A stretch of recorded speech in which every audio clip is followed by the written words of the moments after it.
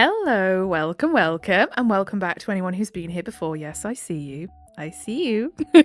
So today we're going to be looking at r/best of Redditor updates. So if that sounds like something you'd be into listening along to with me today, then please do stick around and enjoy. And don't forget to like and subscribe, please. Thank you. So this one was shared to the subreddit by Choice Evidence 1983, and the title says, "Final new update. My 8-year-old son hates me, and I don't understand why." So this one was originally posted to r/true of my chest. Obviously, the original poster is not the person who's posted it here. They are just the person who curated it and put it all together for us in Best of Redditor Updates. The original poster is on the screen. We do have some trigger warnings as well. I feel like I'm doing some sort of safety announcement. At the minute, why am I talking so fast? I haven't recorded anything in a good few days, at least a week. So the trigger warnings are emotional abuse, violence, struggles with mental health, physical abuse, attention disorders, and the mood spoiler is very positive. So that is good. So it was originally posted February 9th, 2025. I used to believe that your relationship with your children was a given. To clarify, I believed that as long as you treated your children with love, they were guaranteed to love you back, and that the most you had to worry about if you did the right things was some kind of terrible illness or accident that ended them early. Rookie mistake right there. I mean, they are humans and grow to be big adult humans with their own minds, I'm afraid. We can only control our own behaviour towards people. We can't control how they feel towards us, unfortunately. I'm here today to warn you that that's not true. There are worse possible outcomes. My son is 8 years old, and I cannot be in the same room as him without being attacked. He will scratch, hit, and bite me constantly until we are separated. He bites as hard as he can. My arms are 50% bruises right now from partially healed wounds. I have done nothing to deserve this, and I've tried everything to reach him. Is there some neurodivergency going on here, perchance? I do wonder. I've tried love, discipline, ignoring him, reasoning. Nothing sticks, and as the years have gone on, it's only gotten worse. By the way, not saying that neurodivergency allows for you to be violent to people, absolutely not. But kids tend to have rather aggressive lash outs, when they are under the neurodivergent spectrum, and, as they get bigger, they learn how to control those, sure. So yeah, I'm not saying that that's an excuse for being violent towards people, by the way. I'm just wondering if that is the reason why that's happening. He's already in therapy. We've already tried to get him diagnosed with something. We've tried meds. We've tried no meds. We don't know what's going on, nor does his therapist or doctors. On Thursday, I watched a movie, About Time. Very bittersweet movie about how time is limited and we need to enjoy it best we can. There's a scene where a boy of 8 is playing on the beach with his father for the last time, enjoying one last beautiful day together. I absolutely lost it. My son only communicates with me through violence. Last night, I finally gave up. I cried for hours and let go of any expectation I had of having a loving relationship with him. He's 8 years old and hates my guts. There are worse outcomes than outliving your children. See, if it was me, I'd be telling this parent, I highly doubt this child hates your guts. In fact, it might well be that there is something going on, that they don't really understand and have no control over. And unfortunately, quite often when it comes to children who are on the spectrum, or they have a mental health issue, or even a health issue that just hasn't been picked up or diagnosed, say like a delay developmentally, they tend to lash out and be more aggressive with the parent that they feel the safest with and that they care the most about, because they know that they're safe to do that with that parent. And it's like a really messed up backwards thing, because it's like, yes, the brain, even as adults, our brain will probably allow us to be probably our worst selves in front of the people we care about the most, because we feel safe to show the side that is a bit icky sometimes, Anyway, back to the post. Please don't take your loved ones for granted. Edit. Thank you to everyone for the advice. Special shout out to the super weirdo anti-natalists, particularly feminists, who made super sure to tell me she was a feminist before telling me to have a post-birth abortion. Wow. And that is not what feminism is about, might I just put that out there. Not at all. Feminism is supposed to be about equality, not saying that you are a feminist and telling people to have a post-birth abortion and using feminism as an excuse to be vile to people. I would probably imagine she's not really a feminist, she's more of a TERF. No single comment made me realise how ahead of the game I am as a parent than that one. We are getting a second psych evaluation soon, so I'll write a second post with results of that. Many of you are absolutely convinced someone else is abusing him and are unwilling to accept evidence to the contrary. There is no sign of anyone in his life abusing him, nor is there much opportunity. When he's not at school, he's with us, save for a few rare occasions where we get a trusted, close family babysitter to go on a date. We've asked him if anyone is hurting him or touching him, and he said no. And we make sure both our kids understand what's inappropriate and know that they should tell us if anyone tries anything like that. This is the least likely possibility. Edit. I've created a follow-up post for those who are interested. Relevant comments. Commenter 1. How is the relationship between your son and his mother? OOP says, mostly normal, except the added strain of how he treats me. We have a healthy, loving marriage and a daughter as well. Everything outside, my son is as you'd expect. Commenter 2. I've read something similar before. Is it possible that on some level your son either sees you as a threat to his relationship with his mother, how very Freudian of you, or is jealous of your relationship with her and is therefore attacking you to get you to step away? I remember reading about a young boy who was feral to his father because he felt some need to protect his mother and couldn't stand that anyone else would love her. He was violent towards his siblings too. I really wish I could remember where I read it. OOP says, this is a possible theory, just one of many. We have no particular reason to believe this over any other theory. Commenter 3. Real question. How is he with animals? The way you describe his behaviour seems antisocial at minimum. I mean, gonna interject already and say that if that was the case, he'd be doing it to everyone, personally, I would say. I mean, I know that you can't put everyone in a box and no one person with some sort of disorder or antisocial behaviour acts the same, but normally if somebody is going to be that violent with one person because of an antisocial issue, they're probably going to do it with most people. Anyway, if he's violent with you and callous about animals, there could be a touch of sociopathy or psychopathy at play.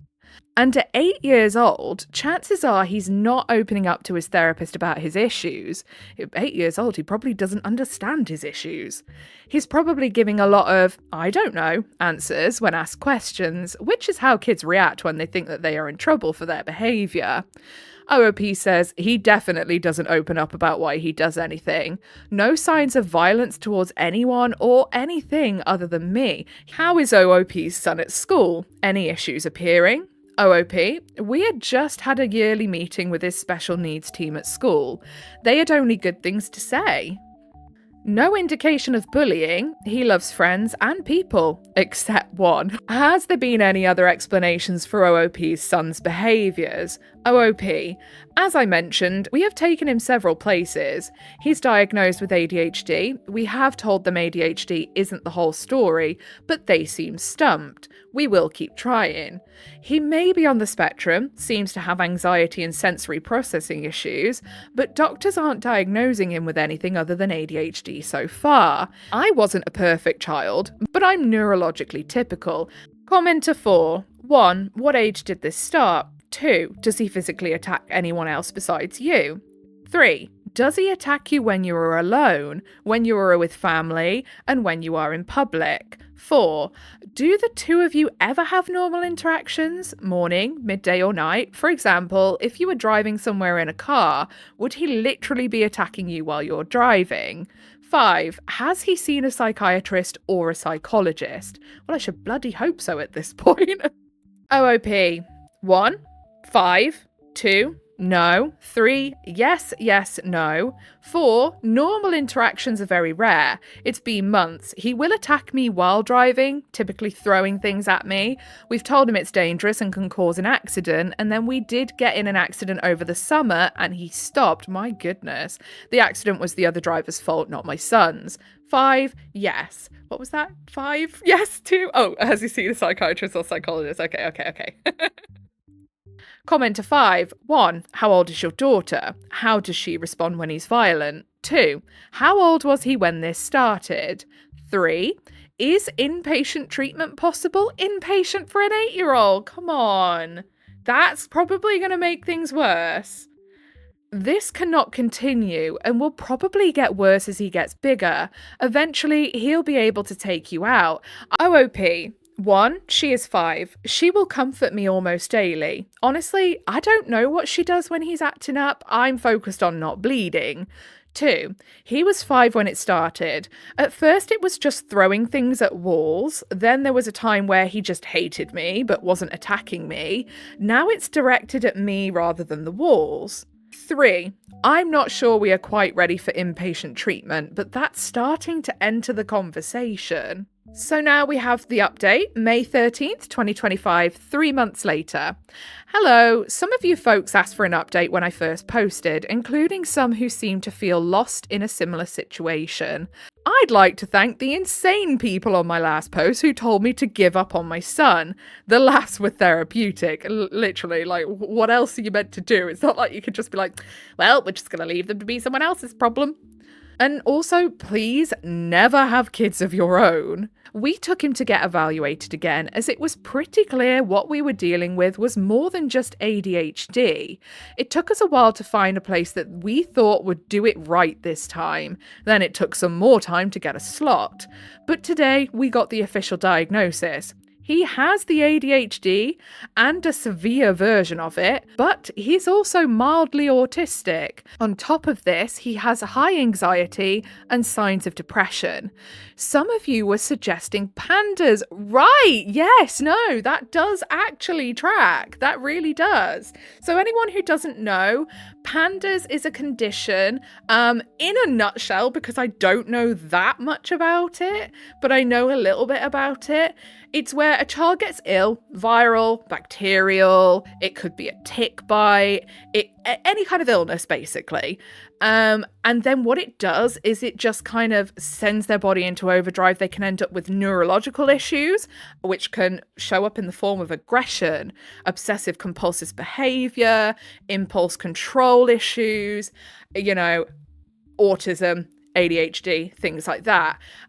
So it's basically, it's kind of like an autoimmune issue, but quite often it is an issue then that ends up being a problem in the brain. Quite often they will have had like some encephalitis that's not been picked up, things like that. It can end up with them having seizures, fits. It's really, really interesting. It's very sad because it affects people who get it severely. But it is also very interesting. So I would definitely say go and look into that. It's certainly interesting, and it's something parents should know about as well. If you have kids or if you are planning to have kids, it's something you should be clued up on, because the earlier it's caught, the better the outcomes can be with treatments, you see. So OP says some of you were suggesting pandas and ODD, and he does seem to have some of those symptoms, but like the autism, there are things about him that don't fit those diagnoses. There are things about him that aren't typical of autism. For instance, he loves being social. These are inconsistencies, and the fact that he was younger and had severe ADHD, which masked the autism, made an autism diagnosis difficult at that time. So, why does he hate me? As best I understand it so far, this is what happened. When he was halfway into kindergarten is when it started. His disabilities caused him to struggle as compared to his peers, which led to feelings of inadequacy. Being 5, he didn't have the tools to handle that, so he began coming home from school and destroying the house as a way to express his feelings. We would try to reason with him patiently, but he wouldn't hear it. We tried many other ways of helping him, but the house was getting destroyed. And the only thing that would get him to stop would be sharp, loud commands from my scary male voice. There we go. There we go. Stop that. So that's what I would do every time he started acting up, because that's what worked. So he started to see you then as this big scary figure that he needed to lash out at. What I was doing, though I didn't know it, was using his anxiety to scare him into behaving better. As time went on and I continued this, I became this scary figure in his life to be feared. The anxiety built until it became a complicated hate. So where are we now? He doesn't attack me on sight, usually, which is an improvement, but when I come home from work, he often wants to be alone in his room now. When we go out in public, things are better, but at home, the anxiety he attaches to me is still present, though not as intense. How did I fix it? First, I stayed away. I let things chill out for a few weeks, and when he would attack me, instead of getting angry and punishing him, defending myself by shoving him off me, I remained calm and had my wife correct him instead. Then I decided I need to talk to him about all this. I knew that going to his room meant immediate bleeding on my part, so I would armour up in a winter coat and gloves, enter his room, and calmly fend off his attacks. It would end up with me restraining him on the floor and just talking to him about his behaviour and why it led to my behaviour, and why I never meant to be scary, but I had to be scary to stop the madness. This had a little bit of a positive effect, but it took a long time. I did this routine for weeks without much progress. He would attack me, I would restrain him, I would talk and ask him to open up, and he would be silent. Then I finally found something that clicked. I told him I loved him and always would, and that I thought he was a special and talented kid, and that I would always be proud of him. He cried in my arms and got angry and asked me to stop, but I pushed through. So then for a couple of weeks, I kept letting him know that. And over time, his reaction to it became normalised, which is how I knew he really believed and understood it. Now we have a routine I call daddy therapy time, and when I come in his room and say let's talk, he gets straight like a pencil on his bed, and I kind of compress him into his bed and his head hangs off, which he likes for some reason. Honestly, kids, like, when they are on the spectrum, they love weird sort of things like that we would think that's got to be so uncomfortable, but they actually really like it. Like, my child likes to be squeezed. Not like aggressively, but like a hug and then like a proper squeeze. And I'm thinking, God, I would hate this, but they like it. It's the compression, I think. It helps a lot. He has been opening up gradually and actually talking instead of just me talking. Some days are still hard. He still takes everything out on me, but that's okay. Better me than anyone else. That's my job. I still get bit and scratched, but less often now. And I think things will continue to be 2 steps forward, 1 step back. For you overwhelmed parents out there, keep trying. There is hope. Relevant comments. Commenter 1. Highly recommend getting your son a weighted blanket. Second that, I have one, it's great. The right weight is 10% of his weight. These help autistic folks due to the compression, exactly like I say with my child who likes to be squeezed. It helps them sleep, soothes anxiety, and has been a saving tool of a friend. Nothing worked for him to sleep properly his whole life. Then he got a weighted blanket and slept all night for the first time in decades. Maybe ever, he's unsure. He told me it's greatly relieved his anxiety and doesn't worry about many things that happen anymore. Best of continued success and joy for your family. OOP replies, thanks for the tip. We did get him a weighted blanket, but he doesn't like it. Typical. Commenter 2. If weighted things are a no, maybe a light blanket with something he loves on it. You mentioned he likes to lay with his head hanging off the bed. Maybe he would really like a sensory swing. OOP. I'll look into a swing. That's new to me. Commenter 3. You unintentionally became a weighted blanket for him. That's very funny and very cute. It is. OOP. Yeah, and I guess the head hanging over the bed is also a form of therapy too. all I knew was that that's what he wanted and it seemed to work, so I just kind of accidentally came up with it. So then we have a new update, September 3rd, 2025, 4.5 months later. My 8-year-old son hates me and I don't understand why. Final.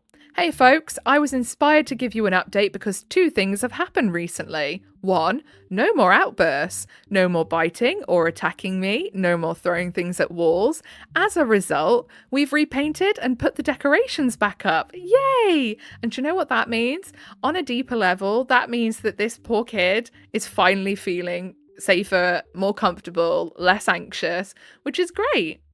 2, he made some art at school of what he loves the most, and I made the cut with his mum. Aww. I bet that was such a massive thing, even though that seems so small.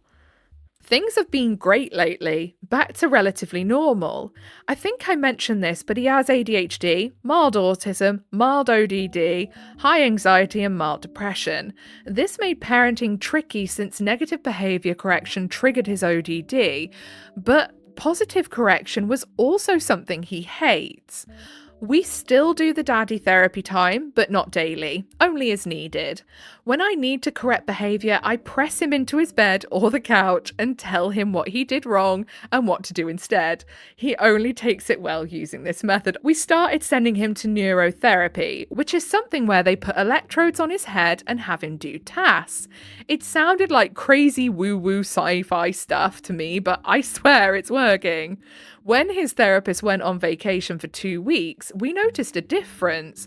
I don't know how long we will be able to afford to do it with the way the economy is going, but hopefully as long as he needs. I've been doing Cub Scouts with him 1-to-1, which has helped restore our own relationship. Forcing the one-on-one time with me was important to get things to start to turn around. To those of you with similar struggles, hang in there. Relevant top comments. Commenter 1. So happy to see this update. I remember when you posted the first time. I hope this can shine a hopeful light to parents who are struggling. Neurodivergent kids tell us what they need. We need to be open to hear it. Very proud and happy for you and your family. No, they don't. No, they don't. Neurodivergent kids rarely tell you what they need because they don't know themselves or they don't know how to express it. It is a jungle trying to figure out and go through all those weeds and get through to the actual core issues of most things. There are ways to get there, however, obviously, but no, they don't tell us what they need at all. They don't even know themselves, bless them. OOP, my son very rarely tells us what he needs actually, almost never, but thank you. Commenter 2, thank you for the update. We went back and read through your other threads and great to see improvements and steps you've taken to get there. Definitely aspects I'm continuing to learn in my own journey. So then down in the comments of the Best of Redditor Updates post, Stop the Banging says, I appreciate OP highlighting how condescending some of those comments were to OOP. Like that one about how kids tell us what they need, lol, literally. And then Queen of NZ says, lol, I'm neurodivergent and frequently don't know what I actually need, let alone tell other people. It causes me immense frustration towards myself, so I'm very glad he called that out. And then Stop the Banging replies to that saying, yeah, and it puts a weird amount of pressure on us to be expert in our care, which like, no, how can we be, much less when we're 5 years old? Yeah, exactly.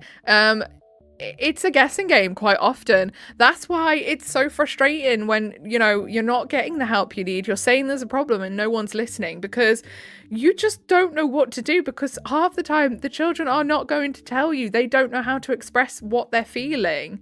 And it leaves you in a little bit of a no man's land. But yeah, I'm glad that the OP's been able to figure this out and that they're getting help. And it sounds like big improvements have been made, which is brilliant. Okay, so that's where we're going to leave it for today, I think. If you made it all the way to the end with me, then I appreciate you very, very much. If you give me a little like, subscribe, turn your notifications on, maybe even share the post, maybe. That will be your initiation into the Cult of Void. Welcome. Whatever it is you're doing for the day, I hope you have a really good rest of the day. Goodbye.